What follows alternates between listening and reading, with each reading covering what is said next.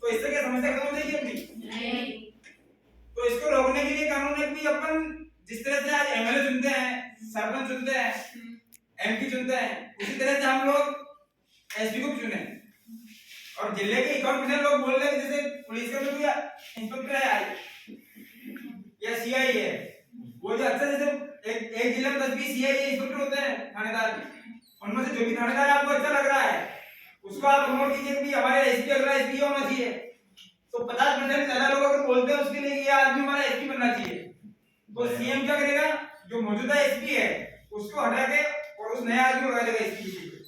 तो उससे बदलाव क्या आएगा कि जो एसपी रहेगा पहले वाला, अब उसका ट्रांसफर नहीं होने वाला है, वो डायरेक्ट घर जाएगा।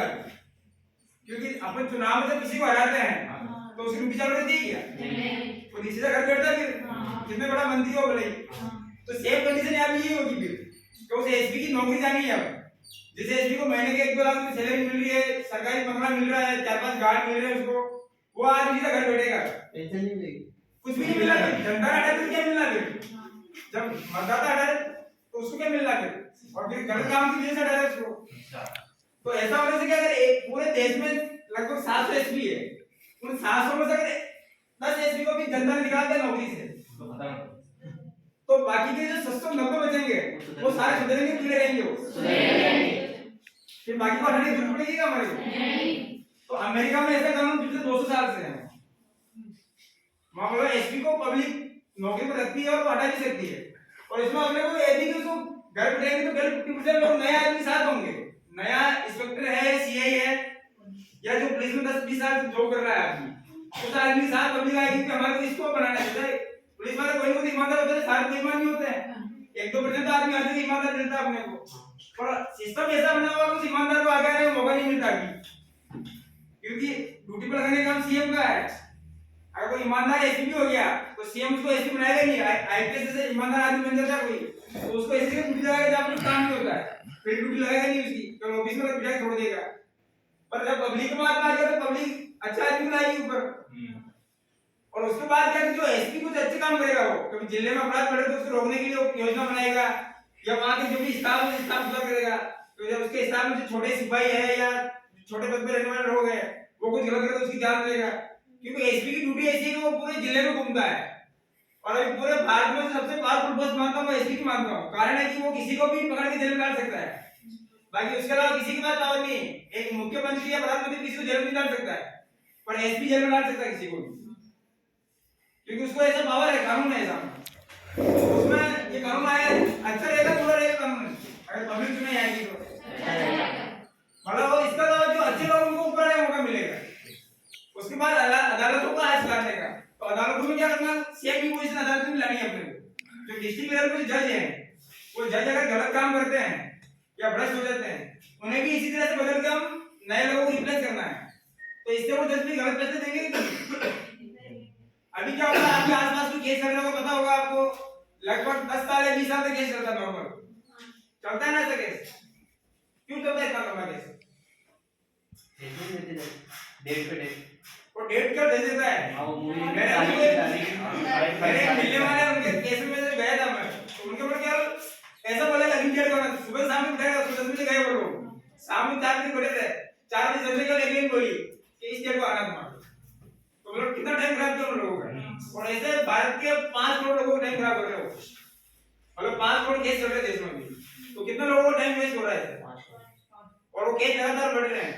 आपके आसपास जजमेंटशिप में कोई जज हो या कोई जुडिशरी में जॉब करता हो, उनसे पता करना आप लोग, तो वो बताएंगे कभी खत्म नहीं होंगे केस। पर जो मैं जो तरीका बता रहा हूँ, ज्यूरी कोर्ट करना आता है देश में, तो अगले 6 महीने में सारे केस खत्म हो सकते हैं, क्योंकि ज्यूरी कोर्ट में क्या होता है, पब्लिक पैसा देगी साथ में, जैसे जज के साथ में 12 लोगों से लगाकर 5 लोगों की अलग ज्यूरी बैठेगी, तो वो ज्यूरी के लोग वो फैसला देंगे कि इसको सजा देनी है, छोड़ना है। तो उससे क्या है, एक ही दिन में फैसला और सुनवाई एक केस में सुबह 8 से 5 तक चलेगी, और सप्ताह भर तक चल सकती है। इसका पूरा ड्राफ्ट है अपने पास, वो ड्राफ्ट भी आपको पढ़ने के लिए दूंगा मैं, और ये कानून लागू होने के बाद 24 घंटे में सुधार हो जाएगा जबरदस्त, क्योंकि अभी जितने भी बाकी सरकारी विभागों के कर्मचारी है या नौकरी करने वाले लोग हैं, उनको कोई डर नहीं, उनको पता है अगर हम पकड़े हुए आगे रिश्वत देते हुए एसपी को पैसा देंगे छोड़ देंगे हमारे, या जज को पैसा देंगे छोड़ देंगे, करते हैं ना ऐसा वो लोग, या बहुत सारा क्या निलंबित करते हैं, सस्पेंड करके छोड़ देते हैं उसको, मतलब नौकरी से निकालते नहीं। पर ये कानून आने के बाद उसको नौकरी से निकालना पड़ेगा, नहीं निकालेगा तो पुलिस और एसपी अपने एसपी और देश की नौकरी खतरे में आएगी। अगर वो उसको सजा नहीं करते हैं या नौकरी छोड़ने की बात नहीं करते हैं तो पब्लिक उनको नौकरी से निकाल देगी और इस तरह से वो फिर सजा देना शुरू कर देंगे। तो इससे बड़ा सुधार क्या होगा कि अपने जितने भी सरकारी डिपार्टमेंट के कर्मचारी है, अधिकारी है, वो लोगों को सुनना शुरू कर देंगे। अमेरिका में ऐसा कानून है वहां कि जैसे आप सरकारी डिपार्टमेंट में गए किसी काम से, आपको पता नहीं कि आप किससे काम है आपको, पर जो आदमी आपको 5 बार मिल गया वो आदमी आपको सारा काम करवाएगा। मतलब उनके पास एकदम first table is last table, मतलब जो पहले टेबल पे मिल गया आदमी वो आदमी आपका सारा काम करेगा, आगे आपको घूमने की जरूरत नहीं। पर अपने क्या होता है अगर आप कलेक्टर किसी काम से जाओगे, जब तक आप 20 कमरे नहीं घूमोगे आपका काम नहीं होने वाला है। गए होंगे आप कभी? 10-20 कमरे घुमाएगा आपको, इसमें नहीं उसमें, जो इसमें नहीं इसमें, तो उसमें कितना टाइम वेस्ट होता है अपना। कई बार ऐसा होता है किसी अधिकारी से काम हुआ आपको घुमाएगा और वो आएगा वो ऐसा बोल रहा है दूसरे चले जाओ कि उसको कोई काम नहीं हो करना होगा या उसको बातचीत करनी होगी, उसका मूड नहीं होगा काम करने का। लेकिन ये कानून आने के बाद वो ढंग से काम करेंगे आपको, क्योंकि वो सारे अपने सर्वेंट है। जो भी सरकारी कर्मचारी है या नेता है उनको जो सैलरी मिल रही है वो सैलरी इस वजह से मिल रही है कि हम लोग टैक्स दे रहे हैं। पता ना आप सब लोग टैक्स दे रहे हो।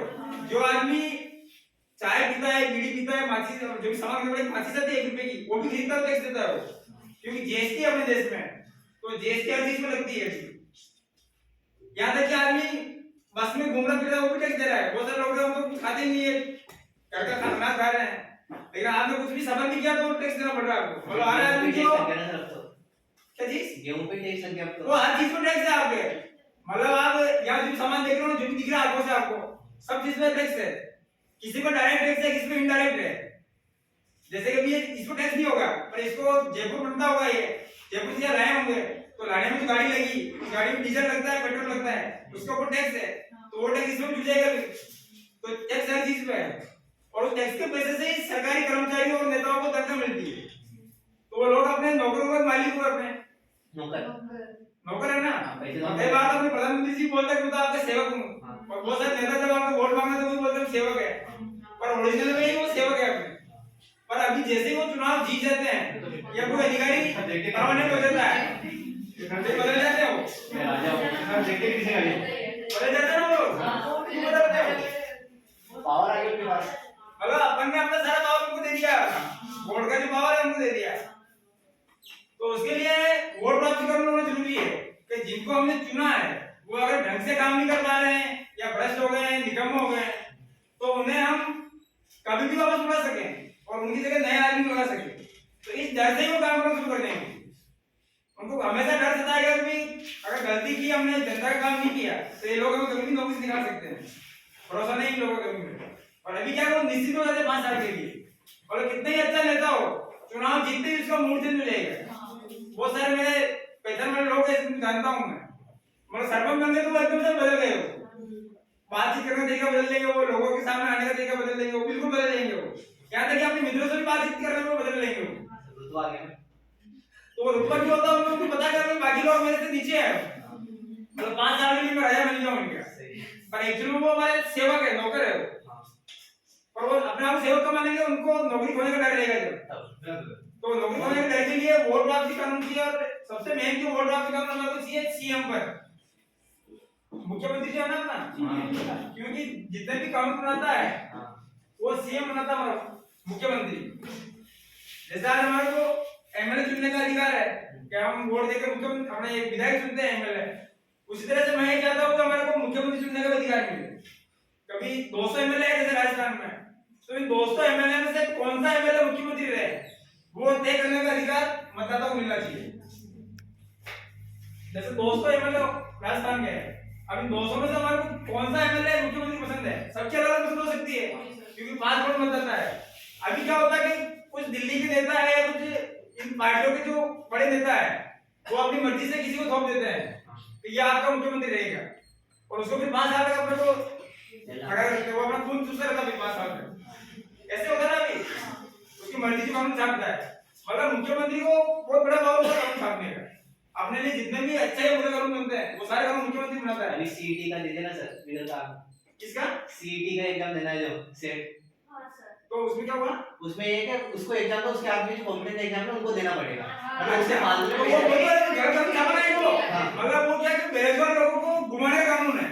कि एक तो आपको डायरेक्ट घर जाना है, जैसे आप किसी का गांव, आपका गांव से बिजलिया है, अब मैं आपको बोल आप सावरा जाओ, फिर मान बिजलिया जो आप दासपुर जाओ, फिर वहां से सेक्रेटरी जाओ बिजलिया जो ताकि आप घूमोगे, आपका टाइम वेस्ट होगा और आप मेरे 5 साल निकाले नौकरी के, मेरे निकल जाएंगे 5 साल ऐसे ही। तो उसने ये सीट निकाला है कि आप 1-2 महीना उसमें तैयारी में खपाओ अपना, फिर मेन एग्जाम में टाइम कम मिलेगा, उसमें पास होंगे तब मेन एग्जाम में एंट्री होगी। तो घुमाने का काम उसका, तो इस तरह का वो कानून बहुत सकता है मुख्यमंत्री, गलत कानून ऐसे हो सकता है। उसका काम ही यही है, कभी कैसे न कैसे लोगों को मैं घुमाऊं फिराऊंगा, मेरा 5 साल निकलूं मेरा, और उसको पता है 5 साल में नौकरी जानी नहीं है।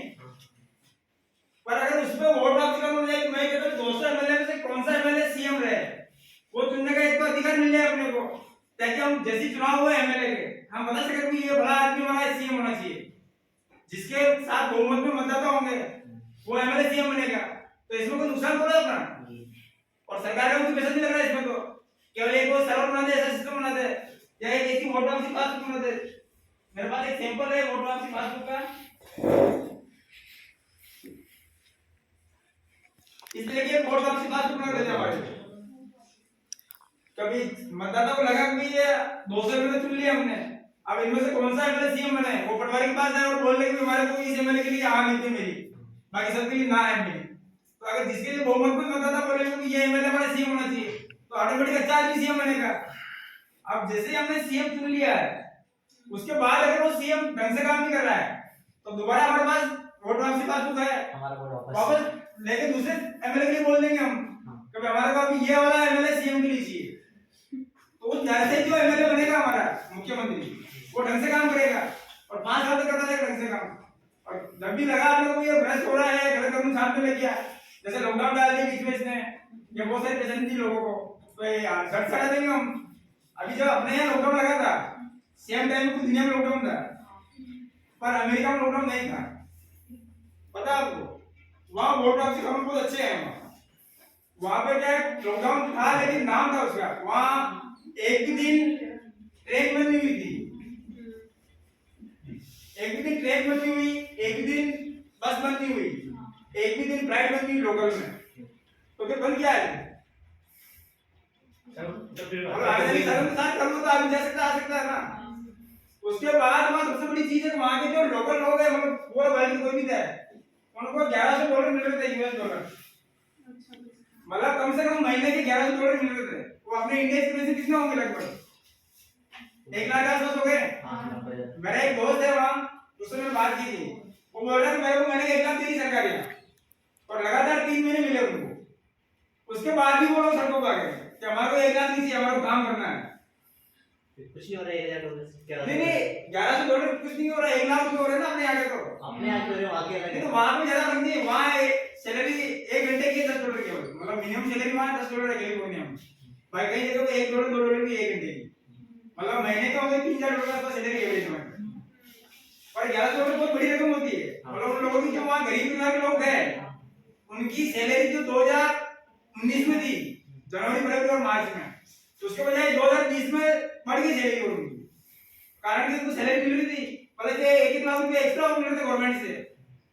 और अपने यहाँ मिला क्या था कुछ लॉकडाउन में? बहुत कम लोगों को $500 मिले होंगे, तो $500 छोड़ा है क्या? और लॉकडाउन कितना करोड़ लॉकडाउन था पता ना आपको अपने यहाँ? और किसी भी बीमारी को रोकने के लिए लॉकडाउन चाहिए या इलाज चाहिए? उसको इलाज चाहिए ना, तो इलाज तो गवर्नमेंट ने दिया नहीं, उसका लॉकडाउन लगा के घर पर इलाज है लोगों को, उससे क्या हुआ है? और उससे और बेरोजगारी बढ़ी और छोटे उद्योग बंद हो गए। जैसे गांव में कोई बंदे थे जो बॉम्बे में, दिल्ली में या जयपुर में छोटे बड़े दुकान कर रहे थे, छोटे बड़े उद्योग कर रहे थे, आइसक्रीम बेच रहा था, कोई पानी पता बेच रहा था, कोई बेच रहा था, किसी की दुकान थी, वो बंद करके आ गया था बेचारा, तो फिर बर्बाद हो गए बिल्कुल वो। अभी तक उनके धंधे चालू नहीं हुए ऐसे लोगों के, ऐसे लाखों लोग हैं देश में, उनके धंधे खत्म हो गए। या किसी के यहाँ 10-20 लोग काम करते थे, गलती थी छोटी, वो गलती बंद कर दी, उसने खत्म हो गई वो। एक्चुअली लॉकडाउन का मकसद था कि बड़ी कंपनियों को प्रमोट करना, जो ऑनलाइन माल बेचने वाली कंपनियां, फ्लिपकार्ट, अमेज़न, ऐसी कंपनियां हैं, उनको आगे बढ़ाने का काम था ये, कि पूरी दुनिया में इन कंपनियों को रहा जाए, इसीलिए लॉकडाउन लगा पूरी दुनिया में, ताकि उन कंपनियों से लोग माल लेते। अभी थोड़ा सा कस्बा वहां पे उन्होंने सामना देखा है लॉकडाउन में नहीं आ पा रहा था क्योंकि लोगों के पास जानकारी नहीं थी इस सामान के बारे में। और अभी क्या सबके पास पता लग गया कि वहां से मिल सकता सामान आसानी से, तो ऑनलाइन कंपनियों को मार्केट बढ़ाने के लिए गवर्नमेंट ने ऐसा किया था और छोटे उद्योगपति उनको बर्बाद कर दिया इससे। और ये सारे कानून छापे थे मुख्यमंत्री और प्रधानमंत्री ने। तो अगर मुख्यमंत्री को वोट वापसी कानून होता तो ऐसे कानून आते क्यों अपने लॉकडाउन जैसे। अमेरिका का एक राज्य है नाम जानते हैं, उसको वहां लोगों ने वोटिंग कर दी थी इसके ऊपर, बोला सीएम बढ़ाने के लिए बोल दिया वहां पे और वोटिंग भी हालांकि उसमें लोगों ने उठा दिया N20 जैसे लोगों ने लगाया बोला इसको भी कर दी थी वहां पे। तो वहां के लोगों को तत्काल बोल दिया हमारा कोई सीएम नहीं चाहिए। वहां कानून के ऊपर कम परसेंट मैं जो बात कर रहा हूं उसमें 50% कर रहे हैं, वहां पे केवल 20% भी कानून अमेरिका में और 20% मतदाता के साइन करके बोल रहे कि हमारा कोई आदमी पे वोट वापस कानून लागू ये मतलब वोट वापस करवानी है, इस पे रिकॉर्ड के लिए वोट करवाना है तो वोट होंगे वापस वहां। और मैं जो बात कर रहा हूं उसमें रिकॉर्ड के लिए साइन नहीं होंगे, ये वोट वापसी मिलेगी और हां और ना दर्ज करेंगे। तो हां और ना में क्या होगा कि आदमी को एक साथ एक टिकट नहीं होना है क्योंकि साइन वाला सिस्टम फर्जीवाड़ा हो सकता है। जैसे आप इतने लोग सबके साइन में कर दूं पता लगेगा कुछ फर्जी हो सकता है, बहुत सारे लाखों लोगों के साइन होंगे। तो अपन जो बात कर रहे हैं सिस्टम में ऐसी पासबुक रहेगी प्लस उसमें हां और ना की सहमति दर्ज होगी और उसमें 50% लोग होंगे तो ही चुनाव होगा वापस। तो वहां क्या हुआ कि जैसे अमेरिका में जो लॉकडाउन लगा डाला था सीएम ने, वहां गवर्नर बोलते सीएम नहीं होता मतलब वहां गवर्नर बोलते हैं प्रेसिडेंट। हां प्रेसिडेंट नहीं, प्रेसिडेंट तो राष्ट्रपति के लिए है, गवर्नर होता है स्टेट में। तो उन्होंने गवर्नर के लिए अपने रिकॉर्ड वोटिंग करवाई तो उसमें वापस वो जीत गया लाइन पर, उसने क्या एंड लॉकडाउन हटा दिया वहां पे और स्कूल बंद कर दी थी उसने, तो वापस स्कूल चालू कर दी। अभी अपने यहाँ जो पिछले 2 साल से सारी स्कूल बंद थी, इसी साल कर दी 2022 में। तो छोटे जो बच्चे हैं जिनको पेंसिल पकड़ के लिखाना पड़ता है वो बच्चे पढ़ पाए होंगे 2 साल में नहीं।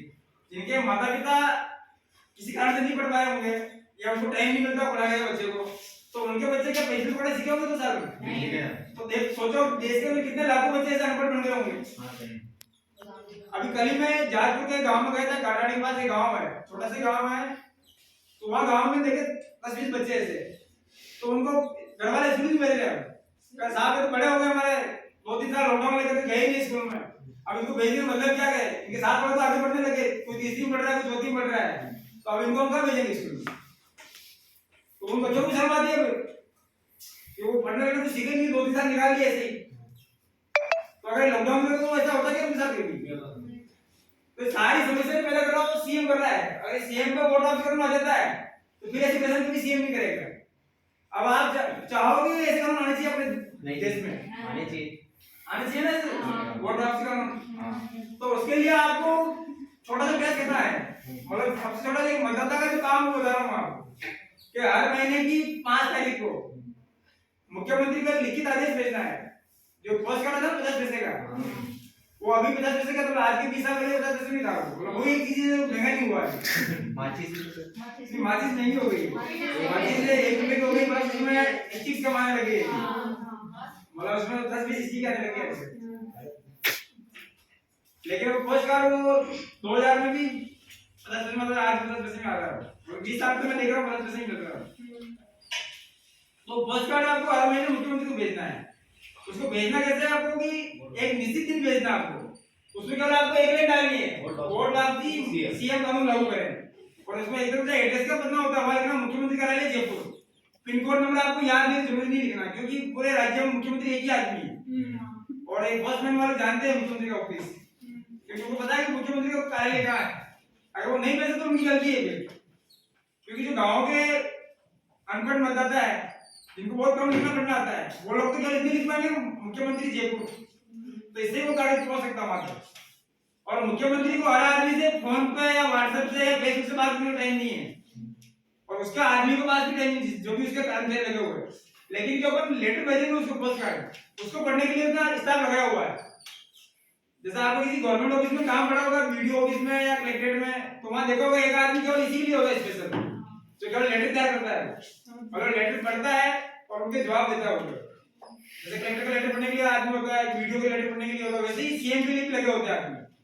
तो वहां अगर एक ही मांग के लाखों लेटर जाएंगे यहाँ से, तो वो भी ऑटोमेटिक प्रेशर में आ जाएंगे मुख्यमंत्री कार्यालय के लोग, और मुख्यमंत्री को देना शुरू कर देंगे कि साहब आज इतने 1000 लेटर इस मांग के लिए आए हैं, और निश्चित डेट को भेजेंगे अपन 1 तारीख को, तो उसका और दबाव बनेगा। क्योंकि आप जब वो लेटर भेजोगे तो क्या उस लेटर को डिब्बे में नहीं डालना है, उसके साथ 2-3 एक्टिविटी और भी करनी है आपको।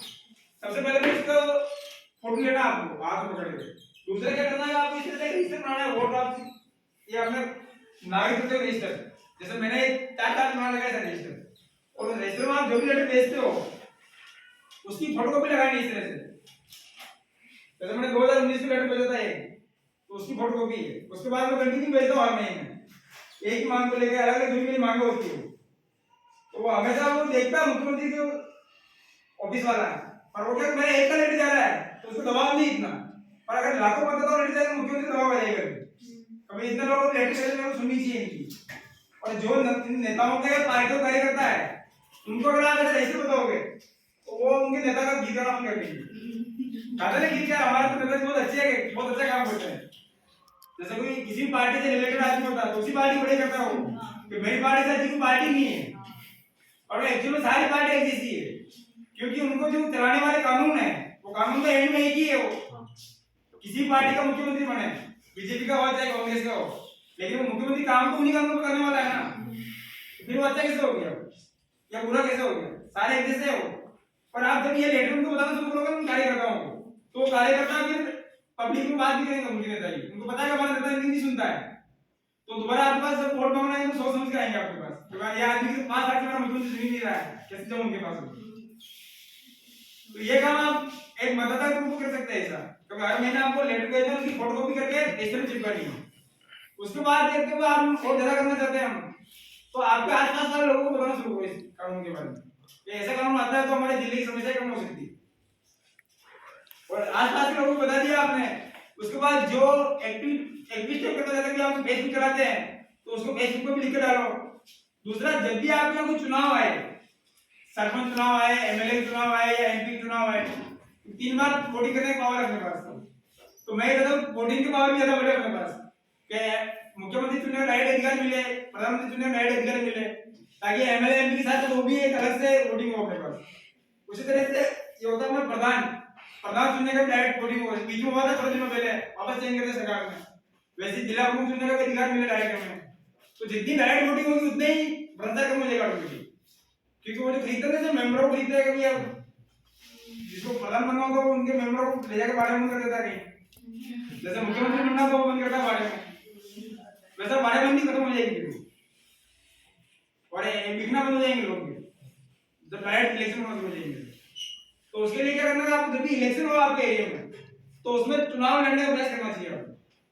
जिसकी उम्र 21 साल से ऊपर वो सरपंच के चुनाव लड़ सकता है आसानी से, या सीआरडीए के चुनाव लड़ सकता है, और जिसकी 25 साल से ऊपर है वो एमएलए में चुनाव लड़ सकता है। तो जब भी चुनाव हो आपके एरिया में चुनाव जरूर लड़े आप, और इन्हीं मुद्दों को बनाए आप। जो बाकी पेड मीडिया पार्टियां हैं जिनको टीवी अखबार वाले प्रमोट कर रहे हैं, वो लोगों के मुद्दे नहीं, वो केवल हवाई मुद्दे हैं, और अपन जो बात कर रहे हैं इन मुद्दों के लिखित ड्राफ्ट है, और इनको मुख्यमंत्री कभी भी लागू कर सकता है, ऐसा नहीं कि उसको ये कुछ करना पड़ेगा विशेष। जैसे वोट वापसी सीएम का कानून है तो उसके लिए मुख्यमंत्री को कोई परमिशन लेने की जरूरत नहीं है उसको, क्योंकि जब भी कोई पुराना कानून है उसको तोड़ के अगर नए कानून बना रहे हैं उस समय सदन में बहुमत हासिल करना पड़ता है, लोकसभा हो या विधानसभा हो, दोनों जगह में। लेकिन जब कोई बिल्कुल फ्रेश कानून नया बन रहा है और जो पुराने किसी कानून को नुकसान नहीं पहुंचा रहा है, तो उसके लिए उन्हें किसी तरह का कोई बहुमत करना नहीं पड़ता है, डायरेक्ट वो गजट नोटिफिकेशन निकाल सकता है। गजट नाम सुना आपने, गजट नोटिफिकेशन पहली बार सुना होगा सब, पर आप पढ़ोगे तो मुख्यमंत्री और प्रधानमंत्री यहाँ तक कि जितने भी मंत्री है जो भी अपनी बात अपने अधिकारियों को पहुंचाते हैं, उनके जो ऑर्डर होते हैं अधिकारियों के लिए, वो सारे ऑर्डर होते हैं गजट नोटिफिकेशन के थ्रू आते हैं। और एक तरह से उनका लेटर पेड हो गया मुख्यमंत्री का, जिसमें मुख्यमंत्री कुछ भी लिख देता है वो कानून बन जाता है। तो गजट नोटिफिकेशन में लिख सकते हैं कानूनों के बारे में। जो ये जीवी कोड कानून है इसके लिए भी उसको कुछ नहीं करना है, केवल गजट नोटिफिकेशन जारी करना है और कानून बन जाएगा, और अगले दिन से लागू हो जाएगा। और ये कानून लागू होने के 30 दिन में ऐसी वोट वापसी पासबुक हर जिले में मिलनी पड़ेगी, हर मतदाता के पास आएगी, क्योंकि इसमें ऑर्डर ऐसे लिखा हुआ है कानून में। तो जिस दिन कानून लागू होगा उसके 30 दिन के अंदर अंदर सारे मतदाताओं के पास ऐसी वोट वापसी पासबुक आनी चाहिए, तो ऑटोमेटिक आ जाएगी। जैसे आप सिंपल बताऊं आपको कि अभी एक 5 किलो क्यों देने का कानून है अभी सरकार का, क्योंकि हर आदमी 5 किलो क्यों मिलना चाहिए, तो किसी को 6 किलो मिलता है क्या? ज्यादा मिला सर, मतलब 5 का तो कानून में 5 डबल दे दिया होगा कि आपको कानून, पर 6 मिलता है कभी किसी को 5 के लिए नहीं मिलता है 6, और किसी को 4 ही देता है, किसी को 4 नहीं देता। क्यों नहीं देता वो? क्योंकि आगे से मुख्यमंत्री ने कानून बना दिया है कि हर नागरिक को 5 किलो क्यों मिलना चाहिए। जिसका भी इस वोटर कार्ड में नाम अपने इसमें राशन कार्ड में नाम है तो 5 किलो दूध दे रहे हैं, वैसे ही ये कानून जब आएगा तो इसमें लिखा हुआ है कि हर मतदाता को 30 दिन के अंदर वोट वापसी का मिलनी चाहिए, तो 30 दिन में मिलनी है किलो, और वो सारे सरकारी कर्मचारियों को काम होता है। जैसा भी आपने सुना होगा ये लगती है आधा से लगती है, एकदम से अधिकारी सारे काम करने लगे जोरदार, तो कोई गलत चीज तो नहीं हो रही है, कोई गलत प्रचार नहीं कर रहा है या होर्डिंग नहीं लगती है गलत। उसी तरह से कानून आने पर एक्शन में आएंगे सारे लोग, मतलब कोई भी काम जो कानून से होता है, नए कानून से, तो सारे अधिकारी और कर्मचारी डरने से लग जाते हैं, उनको डर रहता है अगर मैंने कानून नहीं माना तो मेरी नौकरी चली जाएगी।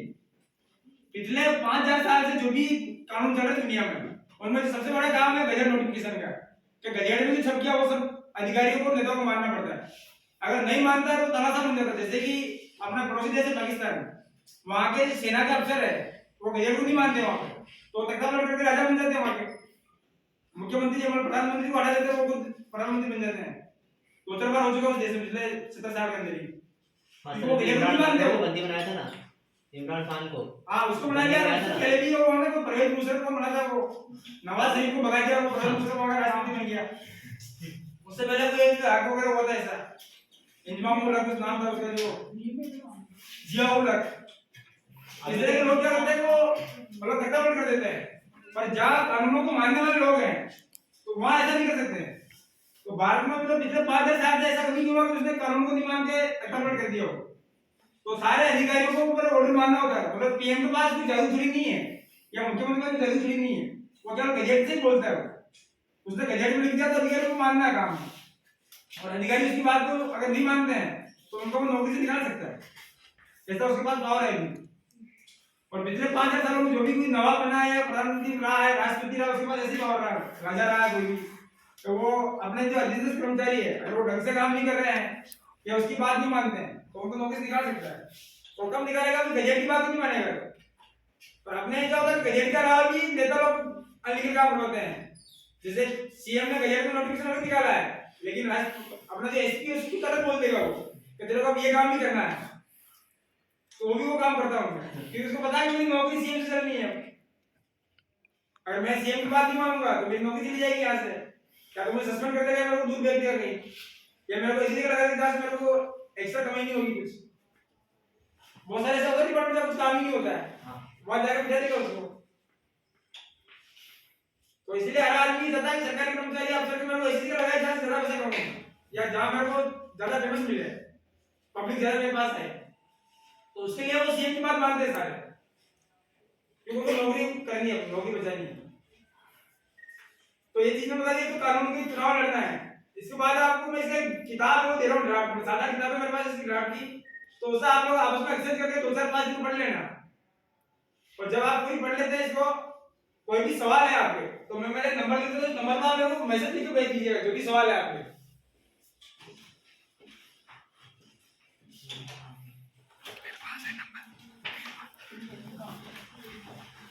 98774287 इस नंबर पर आपको मैसेज में लिख के भेज देंगे सर मेरा इस पे ये सवाल है, वो सवाल आप लिख के भेज देना ताकि सवाल का मैं जवाब आपको दे दूंगा, क्योंकि एक कुछ जवाब देने के लिए तो मैं मिल नहीं पाऊंगा और कॉलिंग में कब लग जाएगा अपने को।